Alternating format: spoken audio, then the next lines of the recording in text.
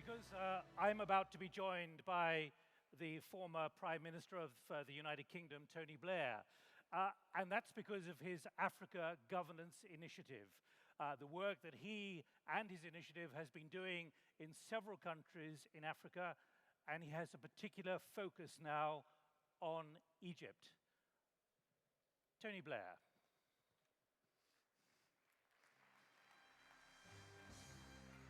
Nice to see you. Come sit here. This one here? Please sit here, yes. We have about 20 minutes, so please do use that address again. If there's anything on your mind which I should put to Mr. Blair, and we're going to get straight down to business. We haven't met before in the green room, so Mr. Blair, nice to see you here rather than London. Thanks, Nick. I'd like to ask you about the kind of message you leave when you come here in your informal meetings. You have been involved in many transformations, not least as when you were Prime Minister, but what you're seeing around Africa at the moment, this is now an enormous country of 90 million, which is moving in a different direction. What kind of advice and insight are you giving, given that there is this public expectation of significant change, and as you know as a politician, it's very difficult to deliver in the time that the public expect? Thanks, Nick, and thank you very much, everyone, for listening to me. It's a great pleasure to be here with you. And the first thing I'd like to say is that I think the holding of this conference, the way it's been organized, the way it's been positioned, and the people that have come is a huge sign of confidence and optimism about the Egypt of the future. And I am personally honored to be here. So look, I always say to people, government is a tough business, right?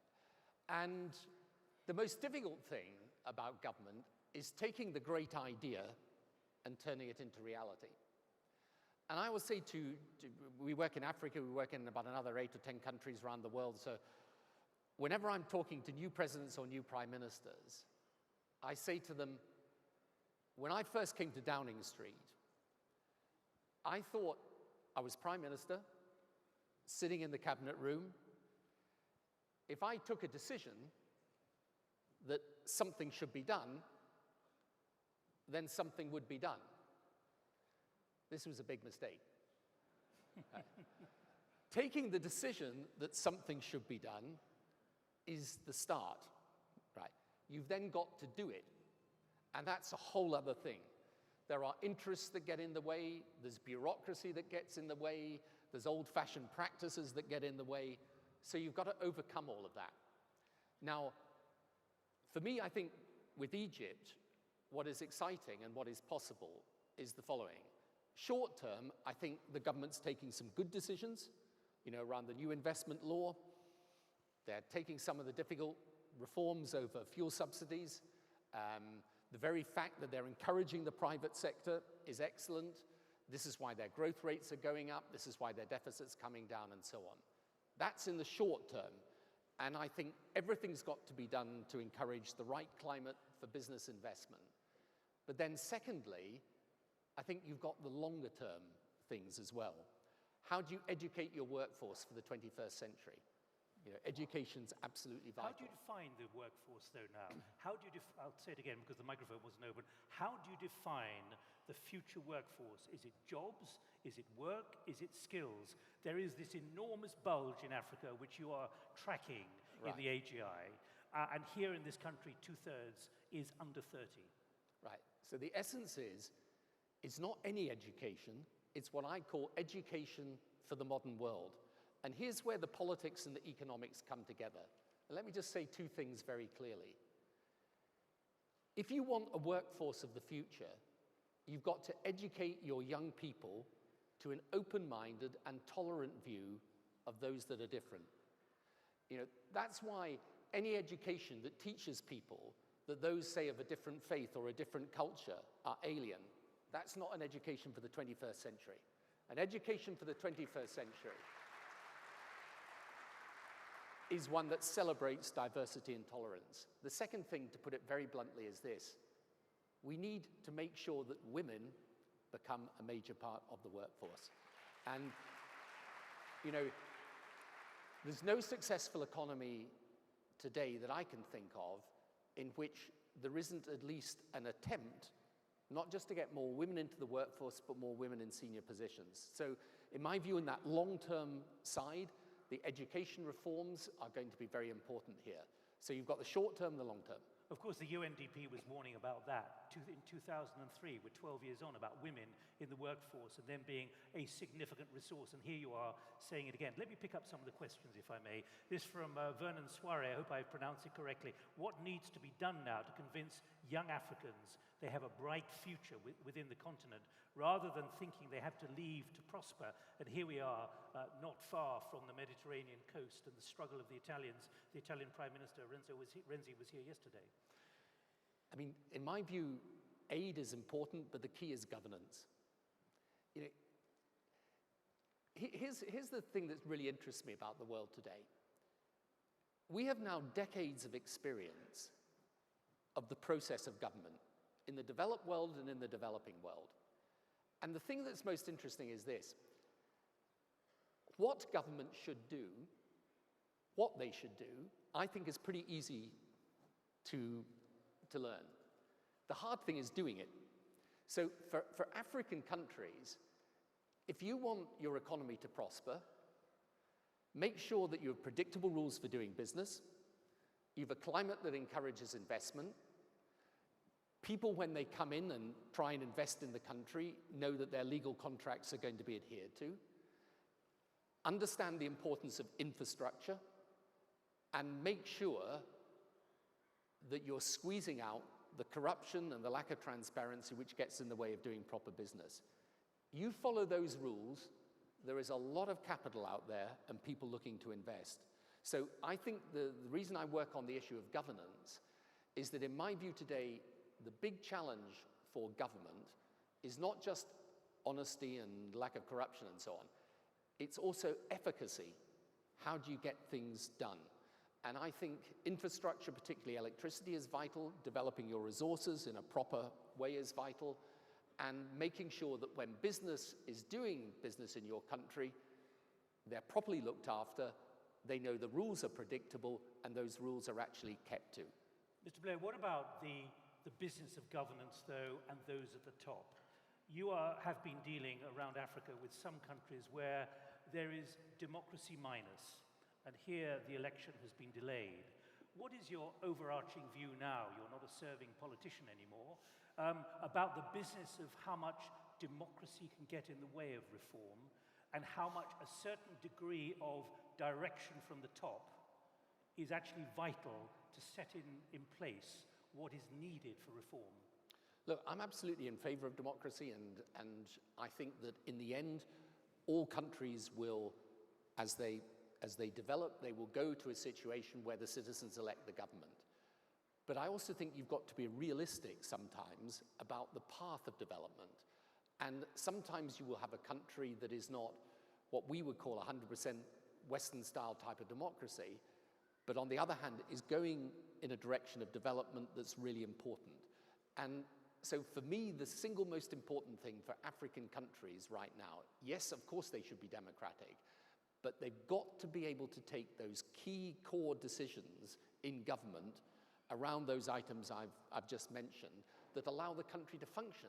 Because otherwise what happens is, you know, look at the resources in African countries, and look at the resources that Egypt has. Without the reforms, you know, the economic reforms, the infrastructure, the development of the economy in the right way, you're never going to be able to exploit that potential. So yes, democracy is important, but democracy is not on its own sufficient. You also need efficacy. You need effective government taking effective decisions. And one of the reasons why I think for Egypt now, with President Sisi, I think for the first time, and you know, I've some experience at least of Egypt over the last couple of decades, for the first time in my memory, you have a leadership in Egypt that understands the modern world, is prepared to take the measures that are relevant to the modern world, and wants Egypt connected to the modern world in the right way. And that is a fantastic opportunity.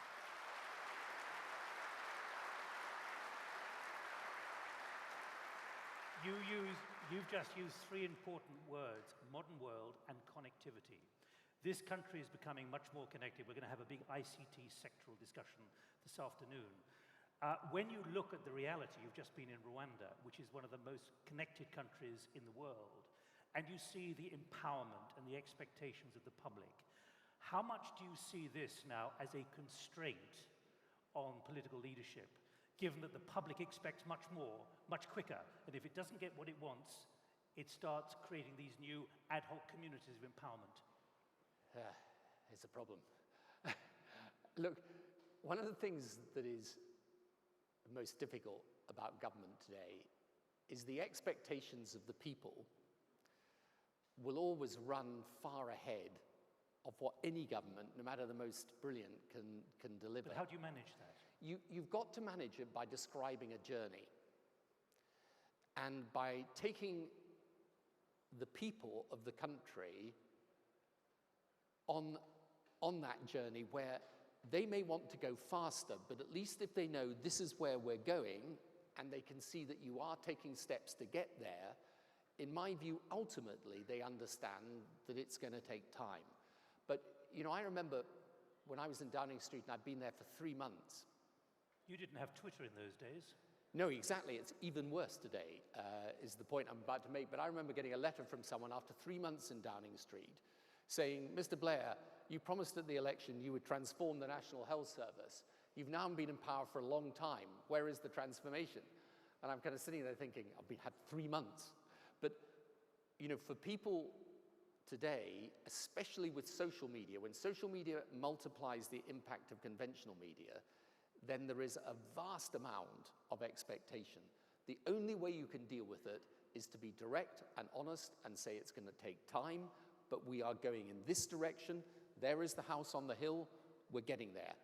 But you're going to have to be patient, and you're going to have to understand some of these changes take a long time to work. I'm not going back to 2011, but even if you and I were sitting in Whitehall or somewhere close to Whitehall, we'd be hearing from the British government about the real pressures on this.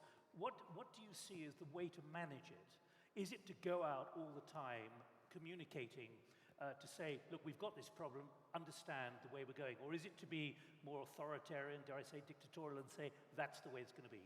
I don't think you have to be authoritarian, but you have to be direct. And here's one of the paradoxes of the way politics works today. You know, we live because of social media. In a sense, you live in the kind of era of the loudmouth, right? Everyone's got a voice. And the people that go out there fastest and hardest, you know, they have now the ability to run their statements and get them replayed everywhere. Okay, so on the one hand, you have far more pressure on politicians and political leaders. The paradox is this, though. At the same time, the public as a whole, in my view, are more sensible. And they do understand that leaders have to lead. And this is what I think is really important.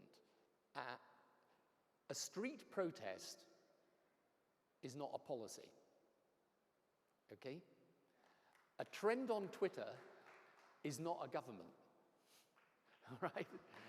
And at some point, I think people respond to a leader saying, the job of leadership is to say no as well as yes, this is where I'm going, and this is what we're going to do. And I think people get confidence from that. I think where they get anxious about leaders is where they think, whichever way the wind's blowing, these guys are going to get blown with it. That's not leadership, that's followership, and it's not a very good idea in politics. You're dealing in so many different countries at the moment, and a lot of them in Africa. You can see them on the website. But let me quote to you something which is clear in the principles you're pushing when it comes to African governance, which is presumably the same as governance everywhere. Get the basic things right, and many of the complex challenges get a whole lot easier. Get them wrong, and they become next to impossible. What is the challenge and dilemma, therefore, for Egypt? Prioritization. When you've got a situation where anyone can come and write you a report, say, this is what Egypt should look like in 2030. And you guys have just been discussing 2030. And I've even come across reports for countries that say, this is our vision 2050. It's quite a long way ahead. The really hard thing about government is, okay, what's the next 2 years look like? Where do you start? You've got all these problems. What's the first thing you do? And what I try and do in the presidents I work with, prime ministers, is to say, okay, we can't do everything. What are the first 5 or 6 top priorities? Now, as I say, in Egypt, some of those measures are getting taken around investment laws and subsidies and so on. But then, what are the other things? What are the key things on infrastructure you've got to do immediately, or at least put in train to be done? And that prioritization, it's what I call the 3 Ps. Prioritization, policy to match the priorities, performance management of delivering. And, getting prioritization, by the way, is tough. People always talk about it as if it's easy. It's not. It's really tough.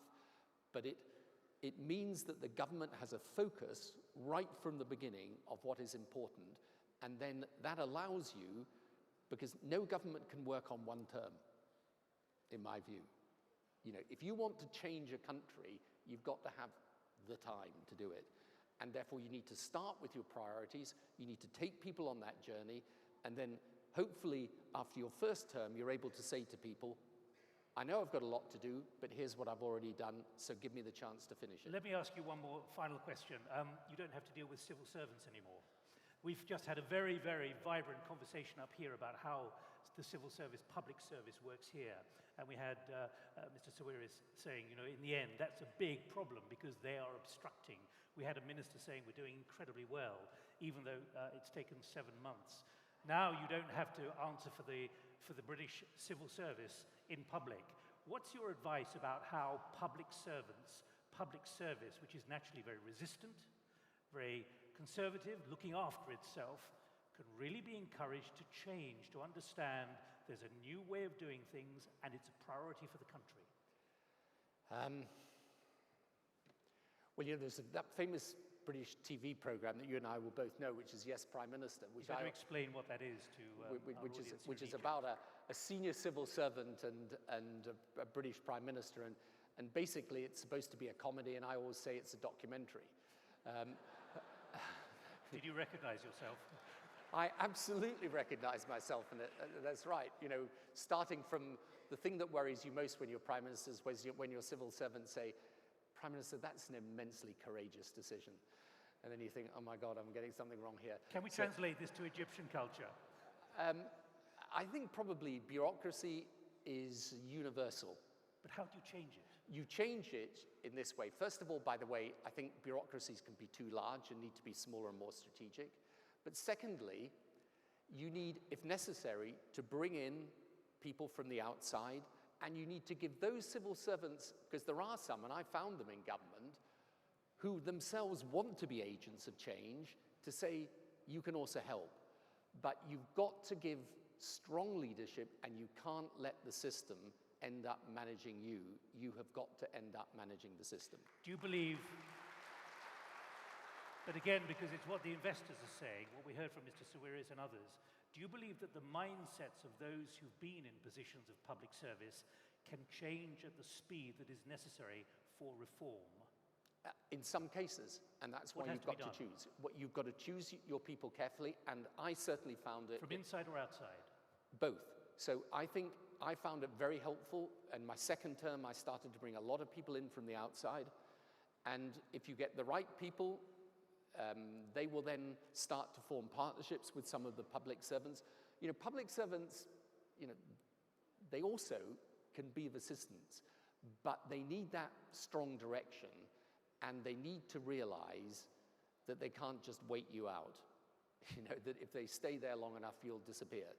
I mean, you will disappear at some point, but I think it is possible to make a modern bureaucracy work properly, but don't leave the system as it is, because if you do, you will find it very hard to make the changes that are necessary. Can it drag down reform if it isn't changed and Yes. they aren't encouraged? Yes. So one major part of reform is to reform the way government works. And here's the problem. In the private sector, If you don't reform and change in a changing world, you go out of business. Public sector, not like that, okay? You don't change and reform, you're still there, unchanged and unreformed.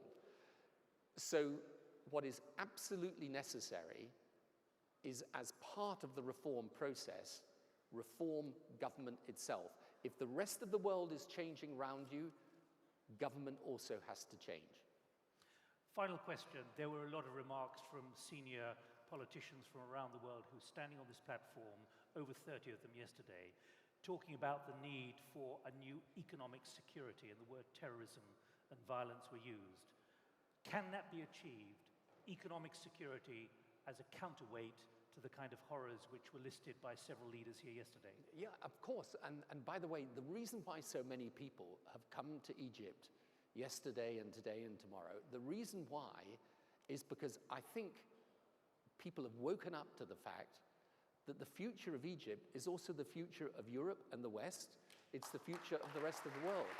And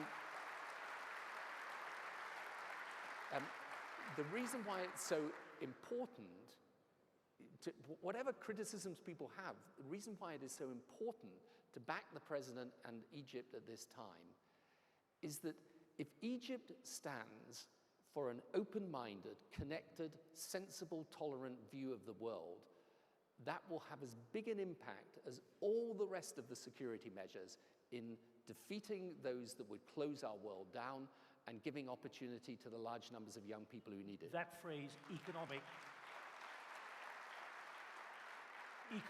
security, a new form of security.